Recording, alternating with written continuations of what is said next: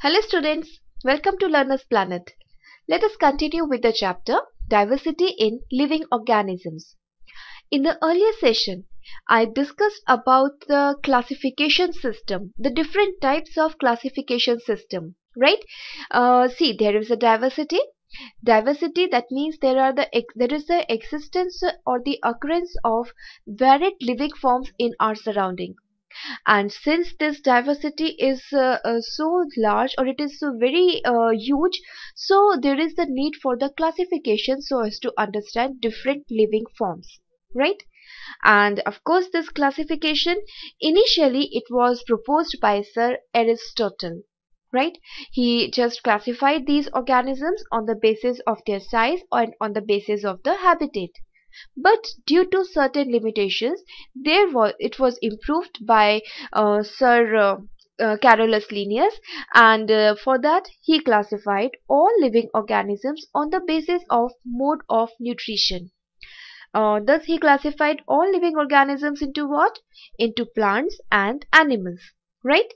And this following the limitations of such system, then the improvement was made in the existing systems, and then later on the five kingdom system was proposed.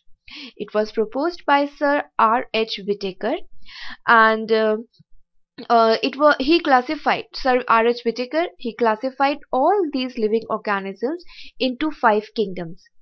So in today's session, I am just going to explain the characteristic features of each and every kingdom as proposed by Sir R.H. Whittaker. But before that, let me show you one flowchart so that you will remind that what is this five kingdom system, and what was the base or the criteria so as to classify these organisms into five kingdoms. So Sir R.H. Whittaker, he classified all these living organisms on the basis of what? On the basis of type of cell, that is whether it is a prokaryotic cell or a eukaryotic cell. That means whether organism is made up of pro or a eukaryotic cell, right?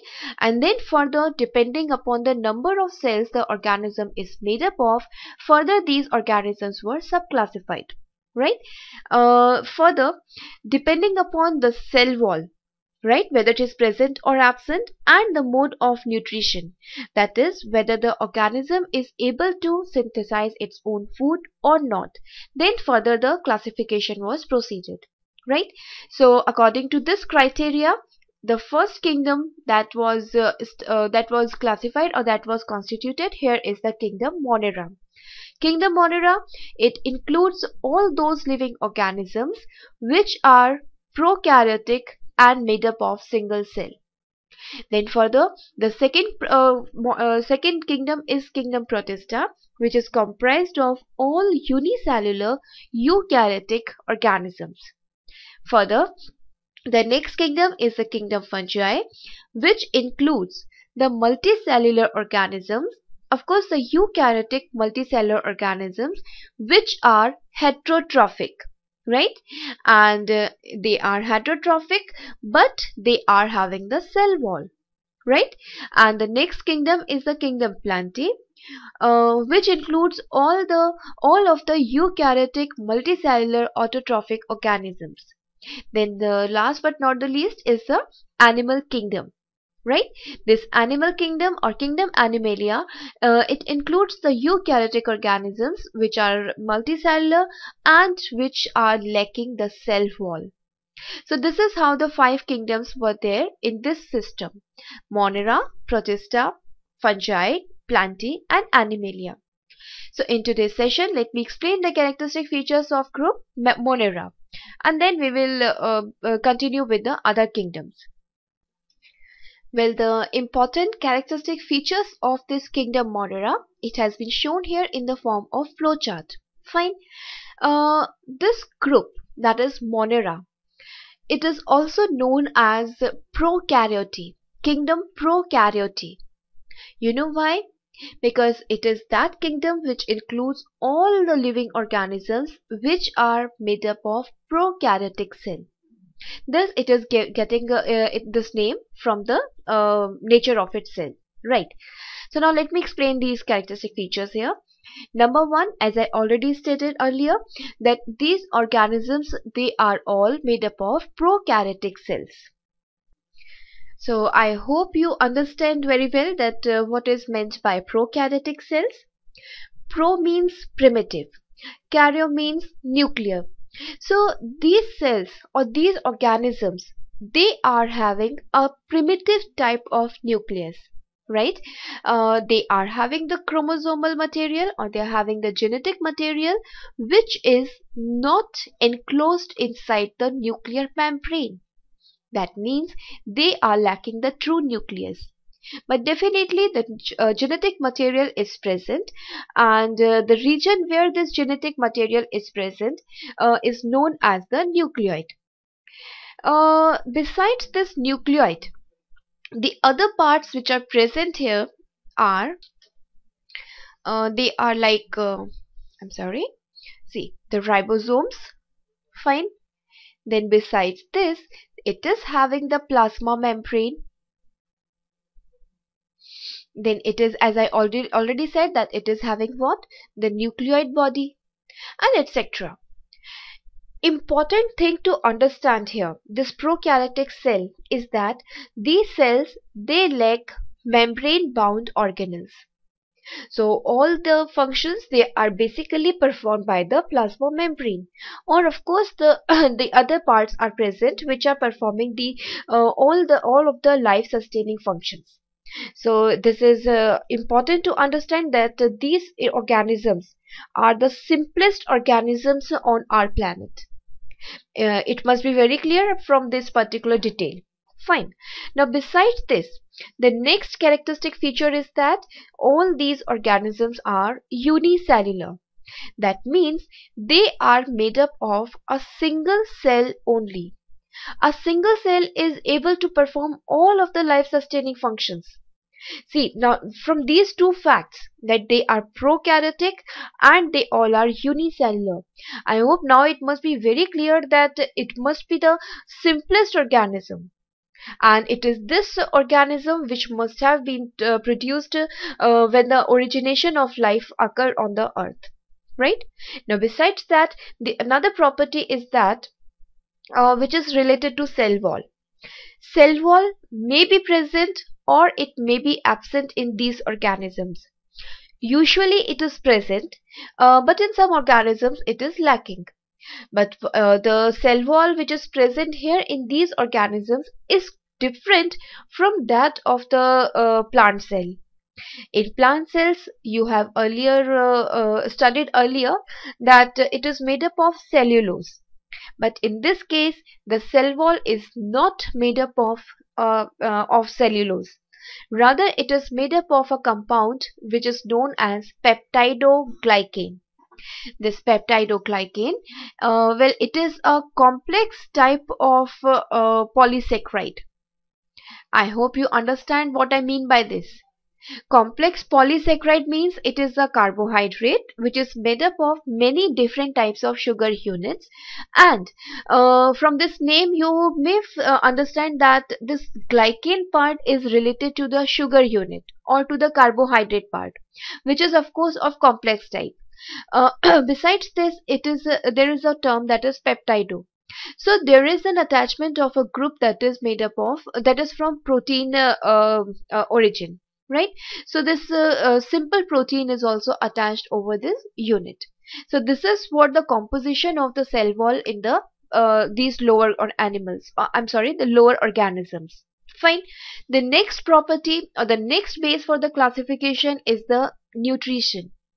So in these organisms, nutrition can be either autotrophic or it can be heterotrophic. These autotrophic, that means they are able to synthesize their own food. Heterotrophic means they are not able to synthesize their own food. They are dependent on other organisms for their nourishment, right? So both type of organisms are present in this group, and of course from these properties you may understand that because of such differences they can be subclassified. right? Not only this much, they can show reproduction. Of course, reproduction is an important characteristic feature of all of the living features, living organisms, and is required for the continuity of life, isn't it? So these organisms, they reproduce by the asexual mode. uh, Sexual mode is actually present, but it is a modified form over there, which is known as conjugation. Fine. In some species it is observed, but generally the monerans, they reproduce by the by the sexual reproduction. I'm sorry, by the asexual reproduction, and the common mode which is followed is the binary fission and the process of budding. This is the way how they are reproducing. Now, to clarify these properties in a better way, let me give you some examples so that you can understand the things very well. Well, prokaryotic unicellular. These two, like organisms like bacteria, cyanobacteria, mycoplasma, all are going to be, they are all, I'm sorry, they all are coming in this group. Fine. Now, highlighting these points, that is cell wall and nutrition. Let me give you the specific examples and the pictures. Well, the first thing I said is that cell wall may be present or it may not be present. So you can see these two pictures here. Can you identify these organisms? The first picture shown here is a typical bacteria, right? And the second picture shown here is the mycoplasma. So this organism, that is the bacteria, it is having the cell wall as well as it is having the layer known as the capsule. Fine. Beside this, the mycoplasma is the organism which is having the flexible membrane and is lacking the cell wall. Now its membrane is you know how much flexible it is. It is so flexible that it can even cross the biofilters. This is the specialty of the mycoplasma. So these are the organisms related to the cell wall. Next, let me show you regarding the nourishment or the nutrition. So well, as I said that the organisms that belong to group monera, they can synthesize their own food or they are dependent. So the examples of these autotrophic organisms that belong to monera is the cyanobacteria. The entire group of bacteria which is able to synthesize its own food is actually known as cyanobacteria, or it is commonly known as the blue-green algae. These are the examples of this group is like Anabina, Nostoc, and many more. Further, the examples of heterotrophic monerans is I can say almost all of the bacteria they are coming in this category. Besides that, the example is related to mycoplasma, and here you can see the picture as I have shown this picture earlier also, right? Well, can you name some of the bacteria? This is a general diagram, right? Well, the typical examples are like E. coli, there are Clostridium, Vibrio cholerae, isn't it? Then there is S. typhi, which is causing the disease typhoid, and many more. There are lots of bacteria, and these organisms, the bacteria is actually ubiquitous. The different types of bacteria are found in different type of habitat, like in soil, in air, in water, in a moist region, over your table, chair, whatever articles you are using, it may be present over there. So they are found everywhere, and hence I can use the term ubiquitous for such type of organisms. And the specialty of these organisms is that they are having the nucleoid. They all are prokaryotic, right? As I have already explained. So they are having this nucleoid region here, which is having the DNA material, and when the reproduction occurs, this DNA is copied and is it is transmitted into the next generation. Fine. And besides this, it is having the covering, that is plasma membrane, capsule, and the cell wall. This plasma membrane is having some invaginations which is known as the mesosome, and it is required for increasing the surface area, because in such type of cells the membrane bound organelles are absent.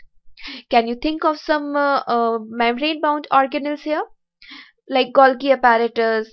Then there is like endoplasmic reticulum, then mitochondria. All of these are absent. So such type of functions, like as I can say, for example, mitochondria is required for the respiration. So in this case, since mitochondria is not there, what do you think? Respiration will not take place? No, it will take place, and such function is performed by these mesosome bodies. Fine. Then there is the ribosomes. Now, in these ribosomes here, they are present in the cytoplasm. They are scattered in the cytoplasm, and they are, of course, not located over the endoplasmic reticulum. You know what is the function? It is involved in the synthesis of the protein material. Fine. Then there is the cytoplasm and the flagellum, which helps in the movement of these organisms. Now, it is not necessary that each and every bacteria is going to have this flagella. Fine. Or I can say the same type of flagella is present in all of these organisms. Right? So this is a basic structure of the bacteria. Now the mycoplasma, in this case, I must say, as I already said one thing, that they are having the flexible plasma membrane, and thus they are able to cross the biofilters also. These organisms, they are also known as PPLO. PPLO means what? It is, I must write it here first, so that there is no confusion in understanding the name of this organism. It is PPLO, that is pleuro pneumonia like organisms. So these are actually the organisms which are associated with the infections of the respiratory tract.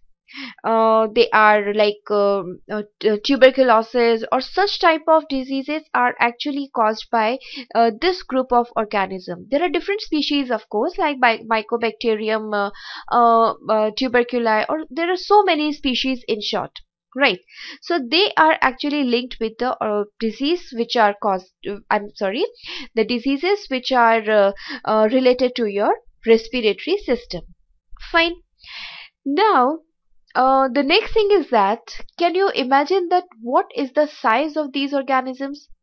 Of course, they all are microscopic, and the size is in the range of around 0.15 micron to 2 microns.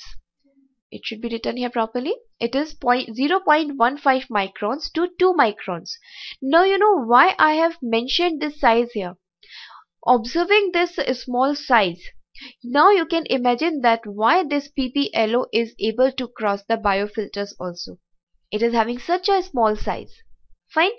Further, the next thing is that these organisms or the group monera, it was later on classified, or it was subclassified by Sir Carl Woese. He observed the basic properties of these organisms, and he subdivided all these monerans into two groups. Let me show you and explain you that why it is so and what are the basic properties or what is the criteria so as to subclassify these organisms. Well, this monera, it was classified as the Eubacteria and the Archaeobacteria. These are the two subclasses now. Fine. He just separated these organisms into these two groups. It was because conditions in which these organisms are living, they are drastically different from each other. Eubacteria, the word Eu means true. So it is a true type of bacteria. See, usually there are some standard conditions in which a living organism can survive. Right? There is a particular temperature, there is a level of moisture or the level of salts and the acidic condition. There are the moderate conditions or there are the specific conditions where they can survive. any type of organism require a favorable condition. And so for this group, Eubacteria is a group which can survive in the moderate conditions. That means in the normal conditions, I can say. The spelling is wrong here. I'm very sorry. It should be moderate, right? So these organisms, they require a particular standard condition. And what is this standard condition? It is around 37 degrees centigrade of temperature. Then there must be a particular pH for different type of organisms, right? But if I discuss about the Archaeobacteria, then these organisms, they can survive in the extreme conditions. That means what? I have written the word harsh also. You know why? Because if the extreme conditions are there, let me say if it is, suppose I said 37 degrees centigrade temperature is required for the growth of the organism, that is bacteria or the Eubacteria. Now, if 37 is the standard condition for this organism, what will be the extremity for this? It is either on the lower side or in the higher side. It may be a very cold condition or it may be very hot condition. So normally these organisms cannot survive in the extreme conditions. But for Archaeobacteria, these extreme conditions are the favorable ones. They can survive only when there is the specific condition which is in the zone of extremity related to any parameter, like you can say for example pH, right, or the salt conditions, temperature, pressure, or there might be any other condition, right? So the normal things which are inhibiting the growth of Eubacteria, they are favorable for the growth of Archaeobacteria.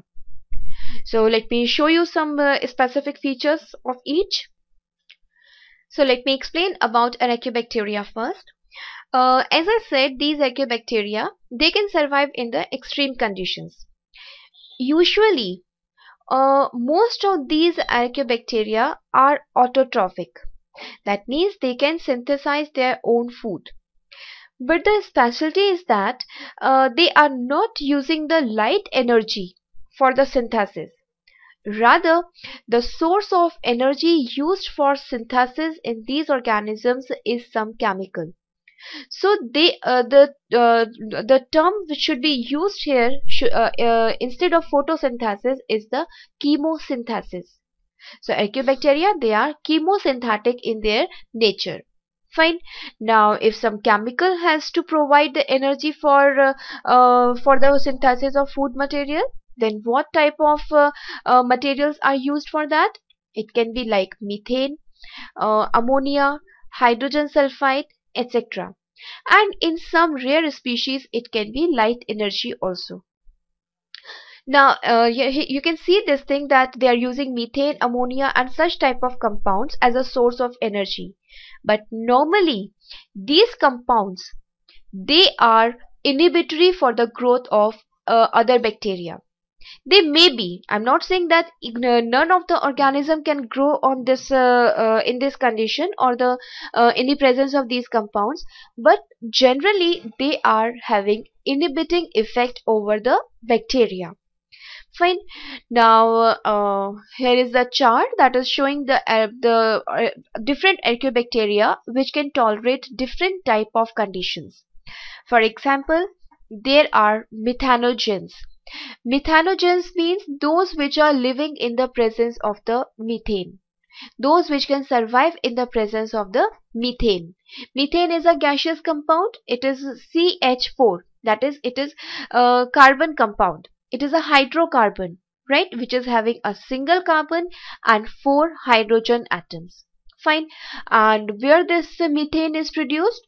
Generally, it is found in the swampy area or in the marshy area. Fine. So these organisms are commonly found in these particular areas. Fine. Then the next one is thermoacidophile. What is this thermoacidophile?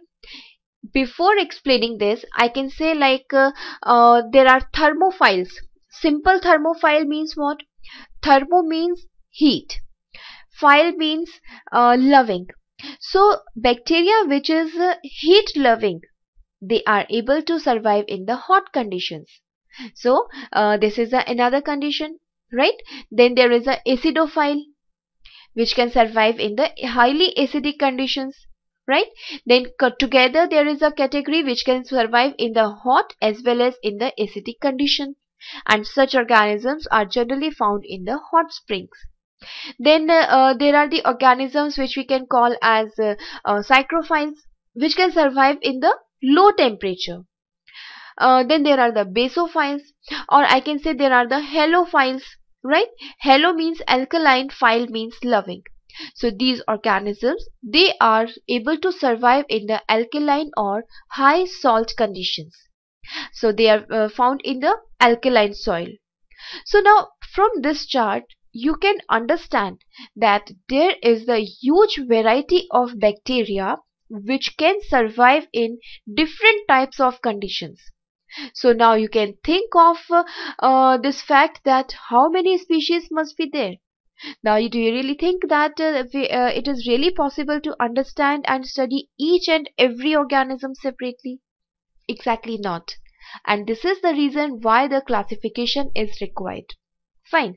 So if you understand the specific features of, let us say, methanogens, right, you can easily find out that which type of bacteria will come in this category. Got my point? Okay. Now, let me explain something about the Eubacteria. So students, this group Eubacteria is actually a true type of bacteria. These organisms, as I said, that the general characteristic features we have already discussed, the different structure, basic structure, right? Now these organisms, they are classified in different ways. One of the way is to classify is the shape of the organism, and this shape, it can be a rod shape, and these rod shaped bacteria, they are known as bacilli. There are some spherical or oval-shaped structures which are known as the cocci. Then there are some spiral structures, and these spiral organisms, they are known as, they are actually the Spirilli. Fine. So these are the general shapes. There are different also, like comma shape, which is known as vibrio, and so on. Fine. These organisms, they can further live together. They can live as two organisms together, so they will be known as diplobacilli. If it is a rod-shaped structure which is living in pairs, then it is a diplobacilli. If it is cocci, then it is diplococci, right? Or it may live in the group, right? So depending upon these facts, they are subclassified. The examples I can give you here, like for this bacilli or the rod-shaped structure, the example is E. coli. E. coli is that particular organism which is residing in the intestine of mammals. You can say in the intestine of human beings also. Fine. So it is a normal flora of our intestine. But definitely if there is a high count, it can cause a disease. And the disease which is caused is actually having the symptoms like stomach ache, nausea, vomiting, and so on. So this is one of the way, or this is one of the example. It can be caused because of the contamination from the sewage water. Coliform, or this coli type of bacteria, see from where it is getting the name, it will be easy for you to remember this thing. Let us say our intestine, it is having different parts, and one of the part of large intestine is colon, right? So organisms which are living in the colon, they are the coliforms, and one of the example of this coliform is the E. coli. And of course when it is in the intestine and it is having the high count, how it is coming, it will be excreted out from the body, right, in the form of fecal material. And this fecal material, when it is going in the, or it is flushed into the sewage tank, then it is added up in the sewage water.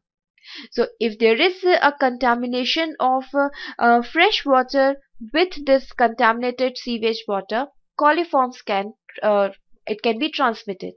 And if it is used up by the healthy persons, definitely it can cause the disease over there.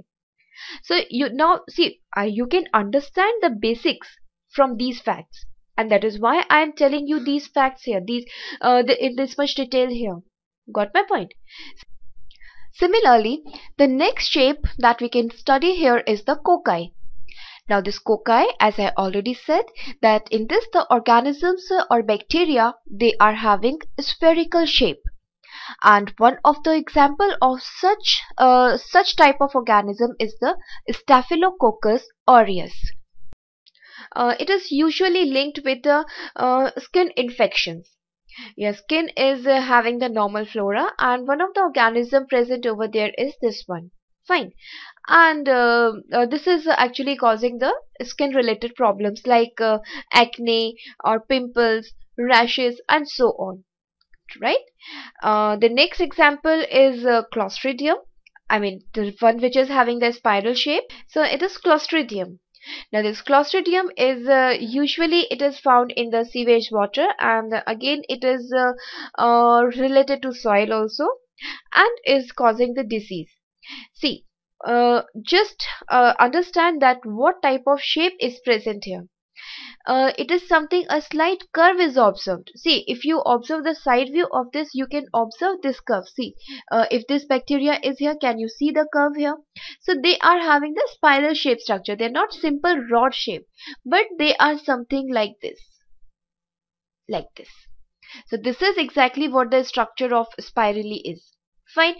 So I will not go in so much detail related to these species, but the only thing that you have to remember is that there are different shape bacteria, there are different varieties of bacteria which are found in surrounding, and definitely the habitat is not limited. Fine. So this is all about the monera. Further, I will begin with or I will explain the common features of the kingdom Protista. So that I'm going to start in the next session. Till then, thank you so much. Have a nice day. Goodbye.